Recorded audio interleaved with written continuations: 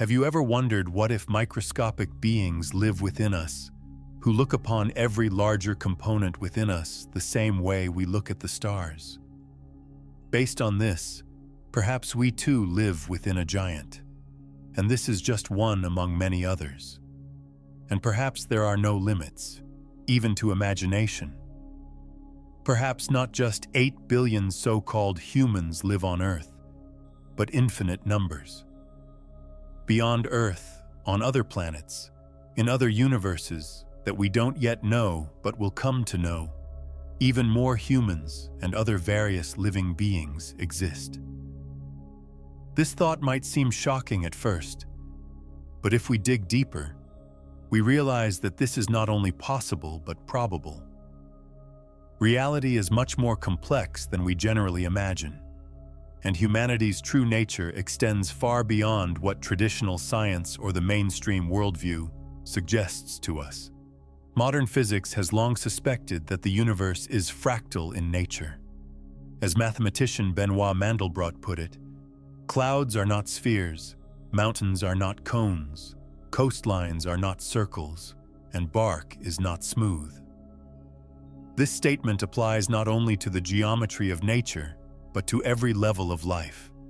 The same patterns repeat at every level, just at different scales. If we look inside our own bodies, we can discover a fascinating universe. Our body consists of approximately 37 trillion cells, and each cell represents a small world with its own metabolism, communication system, and life cycle. But that's not all. The number of bacteria living in our body exceeds the number of our own cells. These tiny beings truly live within us the same way we live in the universe, inside a huge, incomprehensible being from their perspective.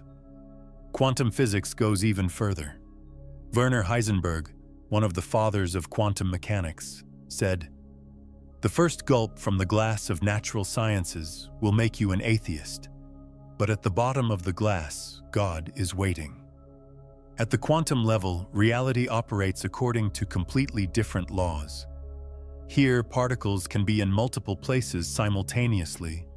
The observer's influence affects reality, and everything is connected to everything else through an invisible network. This quantum entanglement suggests that every existing thing might be part of a giant conscious system. Psychologist Carl Jung already spoke in the last century about the collective unconscious, according to which every human mind is connected to a larger, common consciousness. But what if this connection is even deeper? Hinduism and Buddhism have taught for millennia that individual consciousness is an illusion, and actually every being is part of a single universal consciousness. We can read in the Upanishads, "Tat tvam asi," thou art that. This means there is no difference between the observer and the observed. Everything is one. But let's return to the micro-worlds and macro-worlds. If we accept that for the microscopic beings living within us, we are the universe, then it logically follows that we ourselves might be parts of an even larger being. This thought is not just philosophical play, but can be supported by serious scientific considerations. Astrophysicist Carl Sagan often spoke about how we are star stuff. This is literally true. Every atom in our body was created inside a star billions of years ago. But this also means that we are connected to the universe not just physically, but energetically. The history of every atom is part of the universe's history. Modern cosmology increasingly concludes that the universe we know is just one among infinite parallel universes. According to multiverse theory, infinite realities exist alongside each other, each with different laws and possibilities. This means that humanity's true population count could indeed be infinite. If you like what you're hearing, don't forget to subscribe to the channel and hit the like button. Help these thoughts reach as many people as possible. Reincarnation teachings also support this concept of infinite humanity. If souls truly reincarnate again and again, then the same consciousness can live simultaneously in countless different forms and places. Dr. Ian Stevenson, a psychiatrist at the University of Virginia, spent decades scientifically researching reincarnation and collected more than 2,000 documented cases, all pointing to consciousness surviving physical death. Psychiatrist Brian Weiss, who was initially skeptical about reincarnation, puts it this way: "We are not human beings having a spiritual experience, but spiritual beings having a human experience." This perspective completely changes how we view ourselves and our fellow humans. But what about those worlds we don't yet know? The Drake equation, developed by astrophysicist Frank Drake in the 60s, attempts to estimate how many intelligent civilizations might exist in our galaxy. Even the most conservative estimates suggest several million intelligent species could live just in the Milky Way. And this is still just one galaxy among the approximately 2 billion galaxies in the observable universe. Physicist Enrico Fermi's famous paradox, "If so much intelligent life exists, where are they?"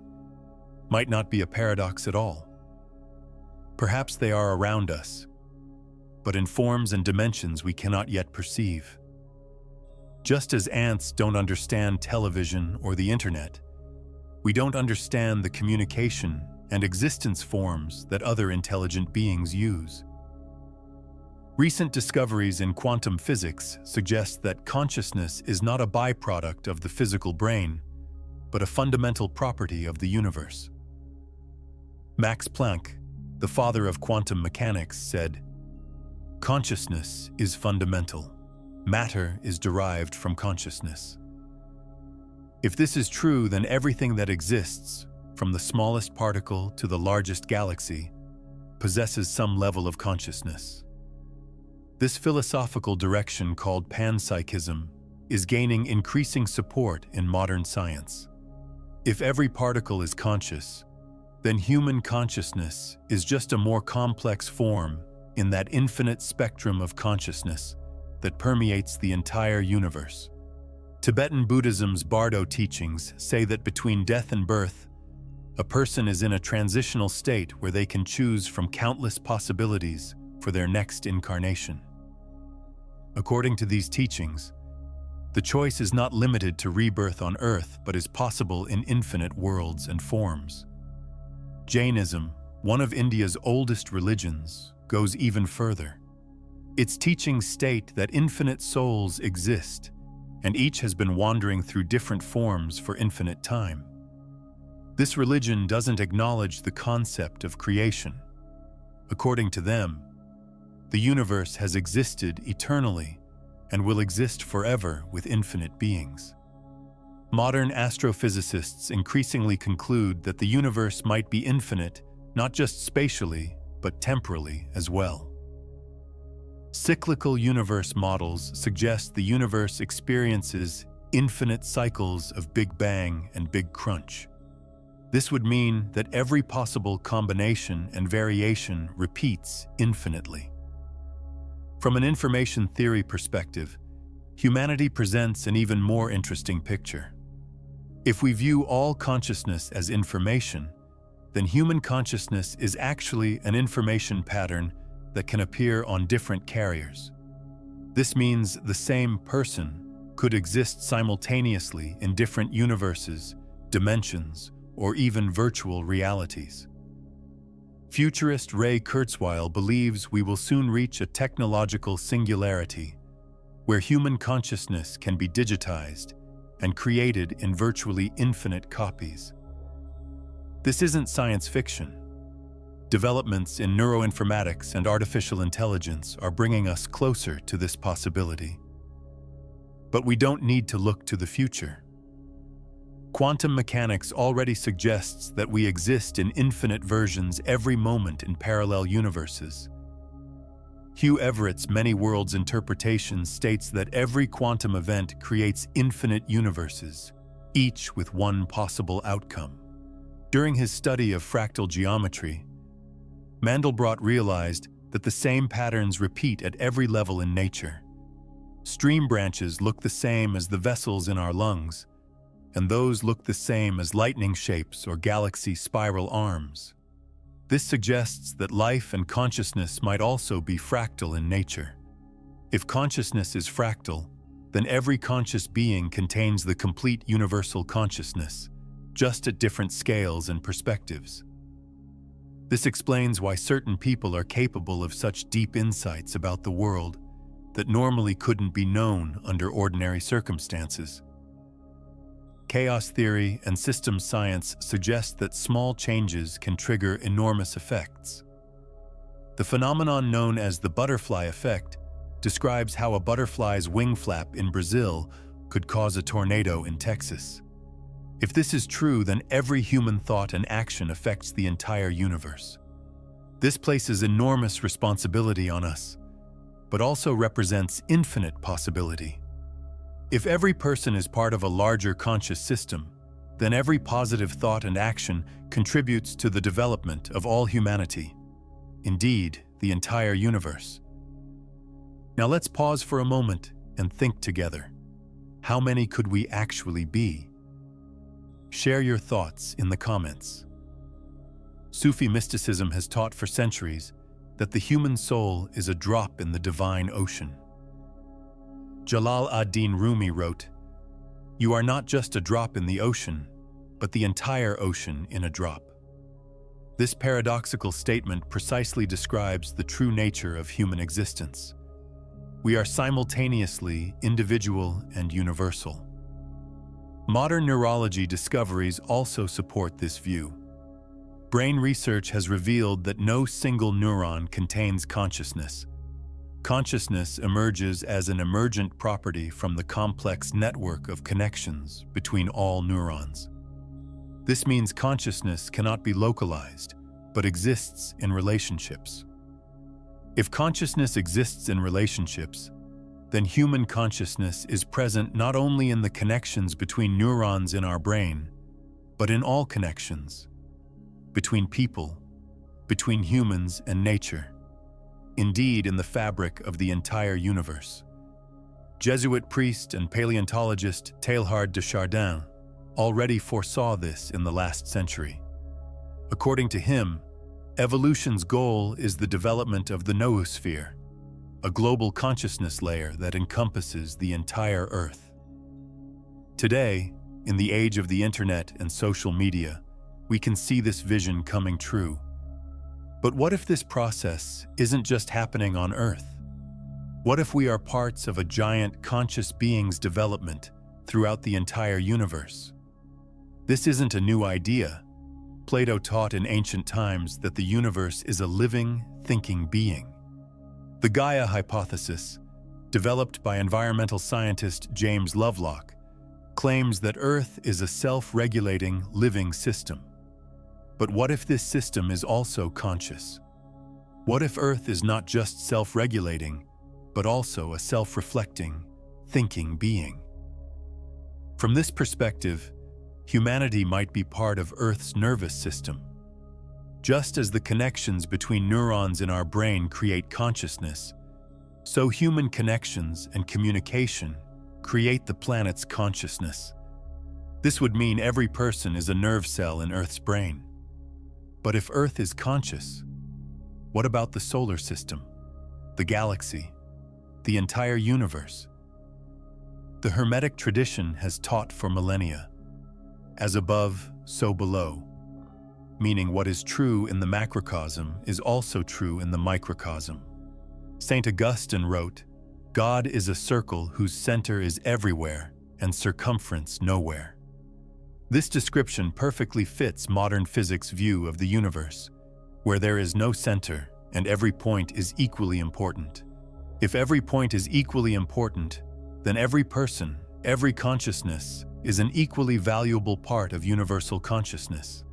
We are not insignificant specks of dust in an indifferent universe, but vital cells of universal consciousness.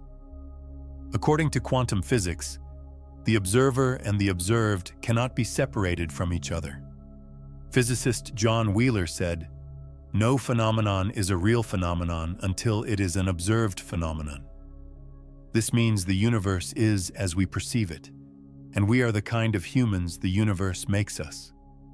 This mutual dependence creates an infinite feedback loop. The universe creates humans, and humans shape the universe with their consciousness. But if infinite numbers of humans exist in infinite universes, then infinite realities exist alongside and within each other. Buddhism's emptiness teaching states that nothing exists by itself. Everything is characterized by interdependence. If we apply this perspective to humanity, we realize that the concept of human itself is relative. We are humans from Earth's perspective, but we might be microorganisms from a larger being's viewpoint, and gods for ourselves. The ancient Greeks called whatever exceeded human comprehension God. In this sense, we are truly gods for the microorganisms living within us. We create and maintain their world, but they cannot understand our nature. Similarly, there might exist beings for whom we are the microorganisms. These beings might not even know about us, just as we don't know about every bacterium in our body. But we still depend on each other. They depend on us functioning healthily, and we depend on them maintaining the environment in which we can exist. This thought is simultaneously humbling and elevating. Humbling because it shows how small and dependent our position is. Elevating because it shows what an important role we play in the universe's functioning. Nikola Tesla once said, "If you want to find the secrets of the universe, think in terms of energy, frequency, and vibration." Energy is not destroyed, only transformed.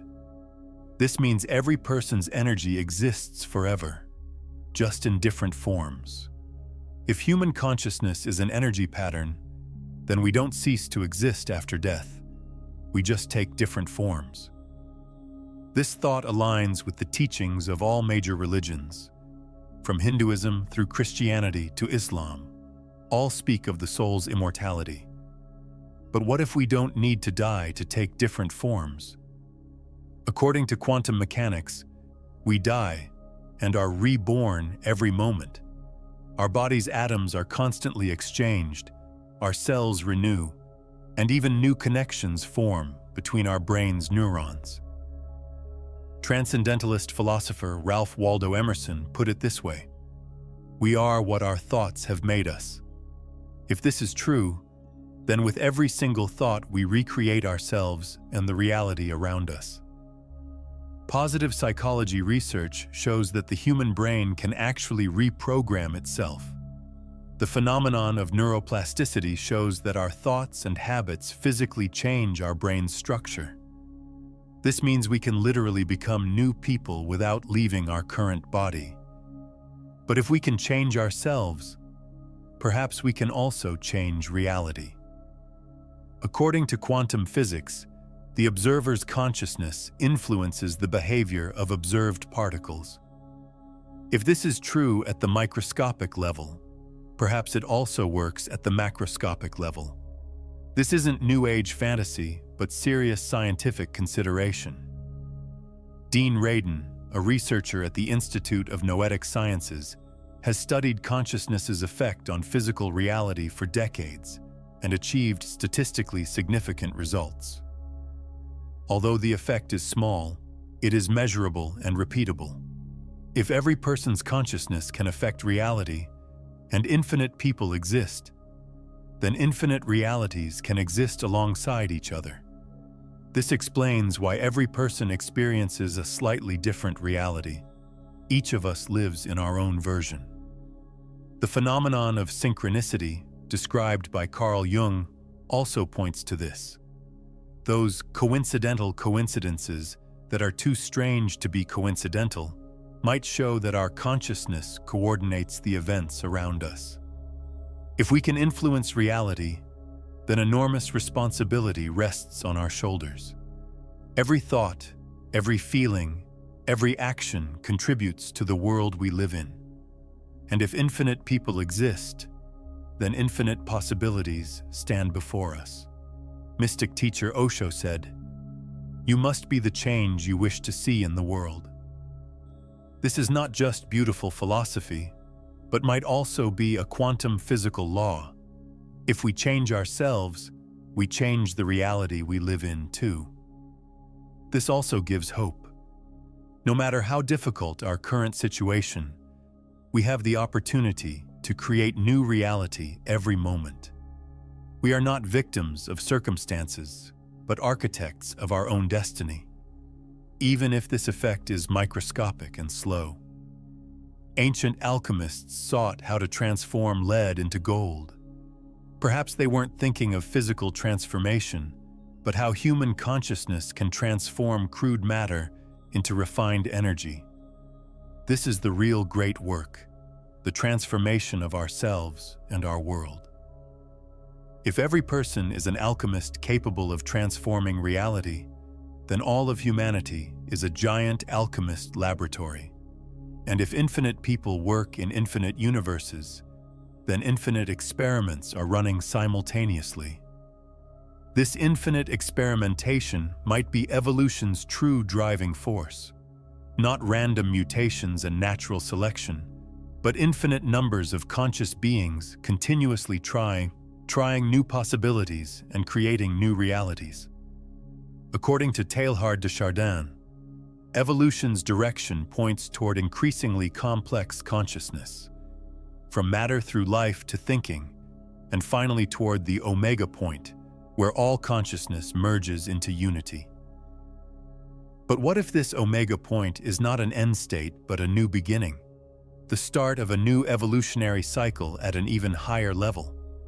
If evolution is cyclical, and at the end of each cycle stands a new, higher-level beginning, then humanity can exist simultaneously in infinite forms and levels. We are primitive hunter-gatherers somewhere, modern civilized humans here, and perhaps cosmic beings somewhere else. This multi-level existence doesn't contradict our experiences. After all, every person contains primitive, civilized, and transcendent layers. Jung's archetype theory suggests we carry the imprint of all human development in our common heritage. If every person carries all of humanity's development within them, then every person is also all of humanity. This is the holographic principle.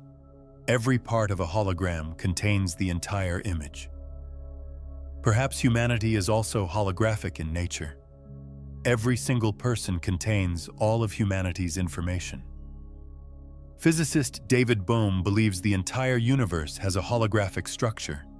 His implicate order theory suggests that all information is present everywhere, just unfolded to different degrees. This would mean that every person contains all the universe's knowledge. We're just not always able to access it. Geniuses are perhaps those who can better access this universal knowledge. Einstein, Mozart, Leonardo da Vinci. Perhaps they didn't have special abilities, but special access to the universal information repository. If every person contains the potential for genius, then humanity's true potential is unimaginable. 8 billion people, each containing all the possibilities of Einstein, Mozart, and Leonardo da Vinci. And this is just one planet in one universe. But returning to the original question, how many are we actually? The answer might be that we are one and infinitely many simultaneously. Every person is unique and unrepeatable, yet we are all expressions of the same universal consciousness. This is not a contradiction, but a paradox, a truth that transcends the frameworks of logic. Just as light is simultaneously wave and particle, so humanity is simultaneously one and infinite. Rumi expressed this: "You are the drop that knows it is ocean, and the ocean that knows it is drop." This is humanity's greatest paradox and also its greatest gift. If we understand this paradox, we understand humanity's true nature. We are not isolated individuals who accidentally found themselves on a common planet, but intertwined threads of cosmic consciousness that weave the fabric of existence in infinite forms and infinite places. This realization fundamentally changes how we view ourselves and others. If every person is another aspect of our own cosmic consciousness, then self-love and love for others are the same. If all suffering is our own suffering, then helpfulness and compassion are natural responses. Gandhi put it this way: be the change you want to see in the world. But now we know this is not just a moral command, but also a physical law. If we change the world we live in too, because we ourselves are the world. It's time to join us on this path. If you resonate with these thoughts, subscribe, hit like, and share with others too. Together we can discover humanity's true nature. Humanity's true number is therefore not 8 billion, not even quadrillion or quintillion. Humanity's number is 1, because we are all expressions of the same universal consciousness, and simultaneously infinite, because this one consciousness can have infinite forms of expression in infinite places and times. This understanding is not merely intellectual play, but the next evolutionary step. When humanity recognizes its own infinite nature, it becomes capable of consciously shaping its own development and the surrounding reality. Perhaps this great transformation is happening right now, in this moment. Perhaps we were born precisely now, in this era, to be part of this cosmic awakening. Every person who recognizes their own infinite nature contributes to raising all of humanity's consciousness.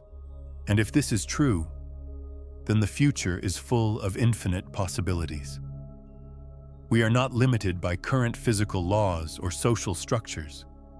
If consciousness is truly capable of shaping reality, and infinite conscious beings exist, then infinite new realities await our creation. This is the greatest adventure humanity could ever experience. Not conquering space, not developing technology, but discovering and unfolding our own infinite nature. And in this adventure, we are all equally important, because we are all unique and irreplaceable expressions of the same universal consciousness. The question is therefore not how many we are, but how many of us are willing to awaken to this infinite nature of ours, and how much time it takes until enough people realize there are no others, only different aspects of our own cosmic consciousness. When this realization reaches critical mass, humanity enters a new era, an era where cooperation replaces competition, where love replaces fear, and where infinite possibilities replace limitations. This is not utopian dreaming, but a natural evolutionary step. Just as single-celled organisms became multicellular, just as multicellular organisms developed into social beings, so humanity is now transforming into global, indeed cosmic consciousness. Modern communication technologies, the internet, social media, artificial intelligence, perhaps didn't appear now by accident. These tools might be natural expressions of universal consciousness, helping us recognize ourselves in each other. When we connect online with someone on the other side of the world and immediately understand each other, when thoughts from a person from another culture resonate within us, when we feel we have always known someone, these all point to us being one at some level. Pierre Teilhard de Chardin prophesied that at some point, humanity would develop Christ consciousness, a collective awakening where every person recognizes their divine nature. But perhaps this isn't a distant future event, but a process that has already begun, and every awakening person contributes to it. Quantum physics, critical mass principle states that certain phenomena only become visible and effective when they reach a certain threshold. Perhaps humanity's consciousness transformation is a similar process. After a certain number of awakening people, suddenly all of humanity's consciousness qualitatively changes. Biologist Rupert Sheldrake's morphic resonance theory suggests that when enough individuals learn or experience something, the information becomes available to all members of the species. This could explain why spiritual insights and consciousness techniques are spreading increasingly rapidly worldwide. If this is true, then every person who awakens to their own infinite nature makes this realization easier for every other person. Every meditation, every self-knowledge work, every loving act contributes to humanity's collective awakening. This gives meaning to individual spiritual work. We're not just working for ourselves, but for all humanity, indeed the entire universe. Every step we take toward consciousness is a step toward universal consciousness unfolding. Buddhism's bodhisattva ideal expresses exactly this: the aspiration that no one achieves final liberation until all beings are liberated. But perhaps this is not sacrifice but natural consequence, since if we are all one, then individual and collective liberation are the same. Jesus said, "Whatever you do to the least of my brothers, you do to me." This is not metaphor, but literal truth if we accept that every person is an expression of the same universal consciousness. Buddha taught that the cause of suffering is ignorance, the delusion that we are separate, isolated beings. Enlightenment is the realization that all beings share the same essential nature. This realization is not intellectual knowledge, but direct experience. According to Hinduism, every soul is actually Brahman, universal consciousness. The different personalities and lives are just Maya, illusion. But this illusion is not bad or avoidable, but universal consciousness playing with itself. If the entire universe is universal consciousness playing with itself, then every person is a character in this cosmic drama. And just as every character has an important role in a good play, so every person has a unique and irreplaceable role on universal consciousness's stage. This doesn't mean everything is just a play, and therefore unimportant. Quite the opposite. Everything is extremely important, because everything is part of universal consciousness's self-knowledge and self-expression. When we suffer, universal consciousness experiences suffering. When we rejoice, universal consciousness rejoices. When we love, universal consciousness loves. Every human experience contributes to the unfolding of universal consciousness's complete spectrum. This represents both responsibility and freedom. Responsibility because we are aware that every thought and action is part of universal consciousness's development. Freedom because we recognize we are not limited by seemingly external circumstances. Viktor Frankl, who survived the Holocaust, wrote, "Everything can be taken from a person but one thing, the last of human freedoms, to choose one's attitude in any given circumstances." This freedom of choice is perhaps universal consciousness's greatest gift to itself. If we can choose our attitude every moment, then we can create new reality every moment. And if infinite people do this in infinite moments, then infinite new realities are born continuously. This creative process never stops. The universe is not a finished, completed creation, but continuous creation. And we, humanity, are conscious participants in this creative process. Carl Sagan said, "We are a way for the universe to know itself. But perhaps we are even more. We are the universe's way to recreate and develop itself." Every human life is an experiment by universal consciousness. What happens if consciousness is placed under certain circumstances? What new possibilities open up? What new experiences become available? If this is true, then there is no failed life.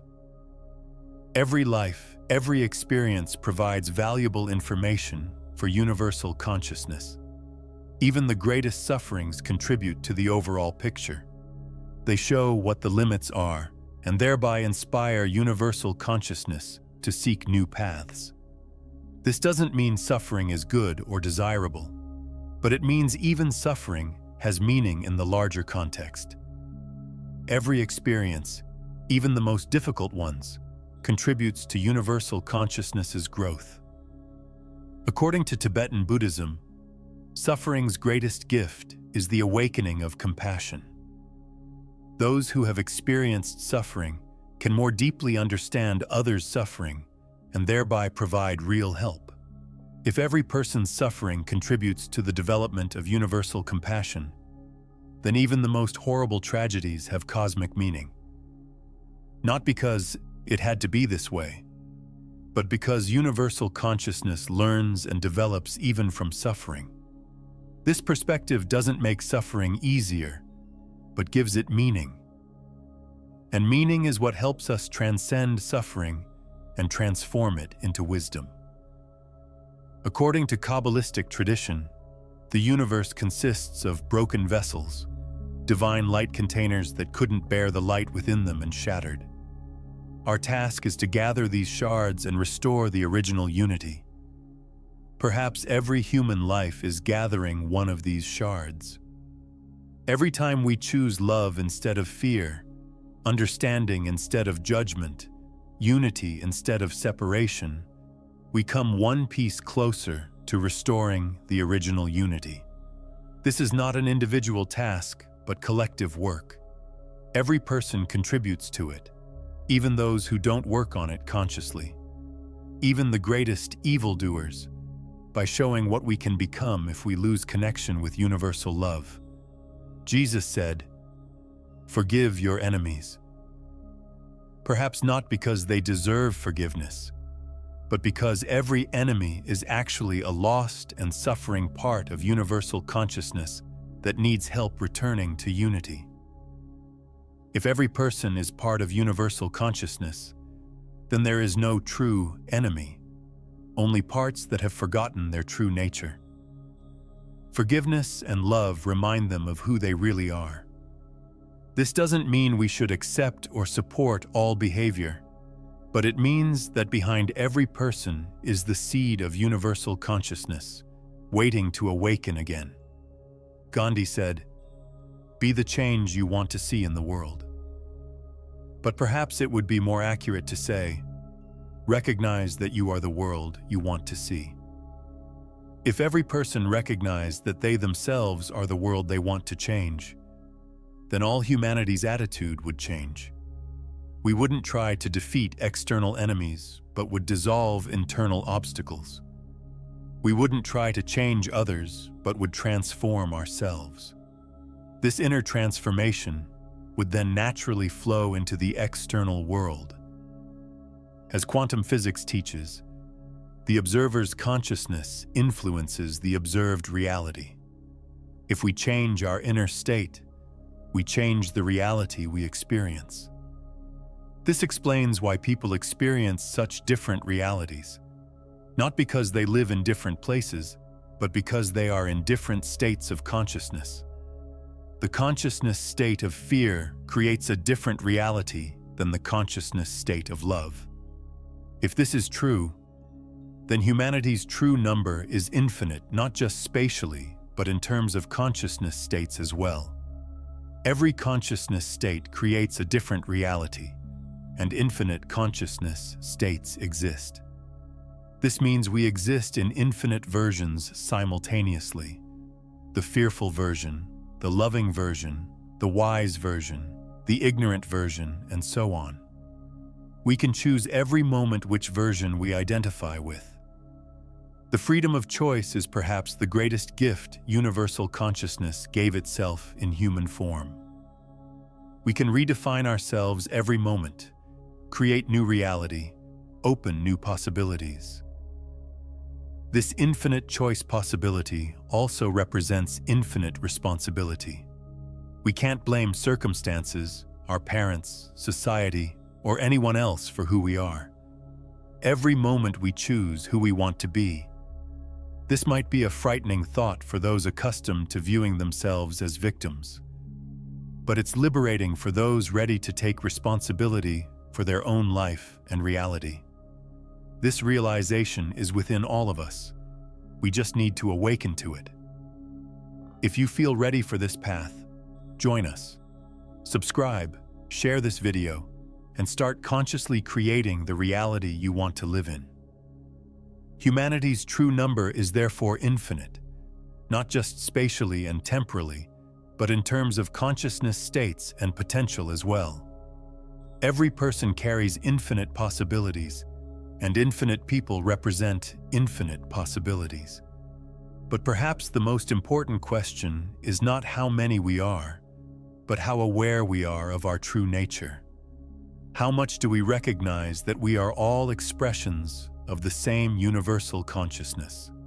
How consciously do we live this unity? This realization is not a one-time event, but a continuous process. Every day, every moment is an opportunity to more deeply understand and live universal unity. Every human encounter is an opportunity to recognize ourselves in the other. Sufi poet Hafez wrote, "I learned from a perfect teacher that there is no difference between God and the world. If there is no difference between God and the world, then there is no difference between universal consciousness and humanity either. We are living expressions of universal consciousness. This realization transforms our entire life. Work is no longer just earning money, but serving universal consciousness. Relationships are no longer just personal need fulfillment, but expressions of universal love. Even everyday activities become sacred acts. Buddhist master Thich Nhat Hanh teaches that even washing dishes can be spiritual practice if done mindfully. If we recognize that every action is an expression of universal consciousness, then every action becomes a spiritual act. This doesn't mean we should give up everyday life or become monks. Quite the opposite. It means we transform everyday life into spiritual practice. Every moment is an opportunity to experience universal consciousness. One of the Bhagavad Gita's most important teachings is karma yoga, the path of action. This means offering every action to universal consciousness without attachment to results. Thus, action itself becomes spiritual practice. If every person lived life this way, dedicating every action to universal consciousness, then all of humanity would become one giant spiritual practice. This is perhaps evolution's next step. We are not just conscious beings, but consciously spiritual beings. This transformation has already begun. More and more people recognize that material success is not enough for happiness. Increasingly, people seek life's deeper meaning and purpose. This is a sign of universal consciousness awakening. Modern psychology's concept of self-actualization is perhaps the initial phase of this process. But true self-actualization is not the fulfillment of the individual ego, but the expression of universal consciousness through individual form. When we reach this level, it becomes clear how many we actually are. We are one and infinitely many simultaneously. Every person is the same universal consciousness, but in infinite, unique expressions. This paradox resolves the ancient philosophical question of whether the one or the many is primary. The truth is that both are simultaneously true. Universal consciousness is one, but expresses itself in infinite forms. Plato's cave allegory takes on new meaning in this context. The prisoners sitting in the cave are different parts of universal consciousness who only see their own perspectives. But when someone escapes the cave and sees the true sunlight, they recognize that all shadows are projections of the same light. We, humanity, are slowly escaping from this cave. More and more people recognize that behind every apparent difference lies the same universal consciousness. This realization doesn't take away our uniqueness, but enriches it with a new dimension. If we know every person is the same universal consciousness, then every encounter becomes a self-encounter. Every conversation becomes internal dialogue. Every helping becomes self-help. This transforms all society and civilization. Future humanity's greatest challenge and opportunity might be this: how can we experience and express this universal unity without losing our individuality? How can we be simultaneously individuals and expressions of universal consciousness? The answer perhaps lies in recognizing that true individuality lies not in opposition to universal consciousness, but in its unique expression. Just as every snowflake is unique, but all are water, so every person is unique, but all are universal consciousness. This is the future's vision. A humanity that has recognized its infinite nature and consciously lives with it. A humanity that knows every step is evolution's step. Every thought is universal consciousness's thought. Every love is universal love's expression. When this happens, and perhaps it's already happening now, then humanity will truly be infinite. Not just in number, but in quality too. With infinite creativity, infinite love, infinite wisdom. This is humanity's ultimate answer to the question, how many are we actually?